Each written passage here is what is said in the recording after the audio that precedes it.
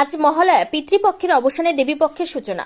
ভোর থেকেই আহিরিটোলা ঘাট, বাগবাজার ঘাট, বাবুঘাট, জাজেস ঘাট, নিমতলা ঘাট সহ কলকাতার একাধিক গঙ্গার ঘাটগুলিতে পিতৃপুরুষের উদ্দেশ্যে চলছে তর্পণ। কলকাতা পুলিশ এবং রিভার ট্রাফিক পুলিশের তরফ থেকে ঘাটগুলিতে কড়া নিরাপত্তার বন্দোবস্ত করা হয়েছে। শাস্ত্রমতে দেবীপক্ষের আগে কৃষ্ণ প্রতিপদে মর্তলোকে নেমে আসেন পিতৃপুরুষেরা। ভিক্ষা করেন উত্তরসূরিদের কাছ থেকে জল পাওয়ার। মহালয়ার দিন অমাবস্যায় তাদের উদ্দেশ্যে জলদানের জন্যই তর্পণের আয়োজন করা হয়। মহালয়ার সকালে পিতৃপুরুষদের উদ্দেশ্যে জলদান করতে গঙ্গাবক্ষে অগণিত মানুষের সমাগম হয়েছে। আগমনী গানে অতীতকে স্মরণ করে মা দুর্গার আহ্বানের অপেক্ষায় প্রহর গোনা শুরু হয়ে গেল আজ থেকেই।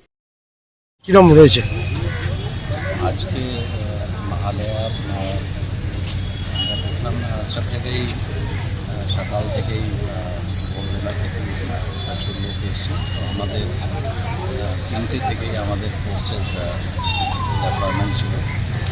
এখন অবধি সব কিছু পিসফুল হয়েছে, কোনো রকম কোনো অসুবিধা কোথাও হয়নি, কোনো ইনসিডেন্ট নেই, টোটালি ইনসিডেন্ট নেই। আমরা আশা রাখছি ভালো থাকবে।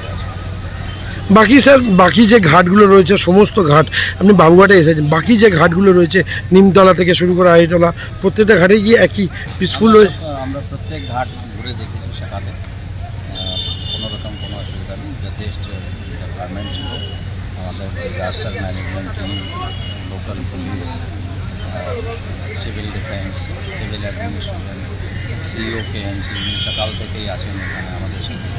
তো সব জায়গায় ভালো আছে। Thank you sir.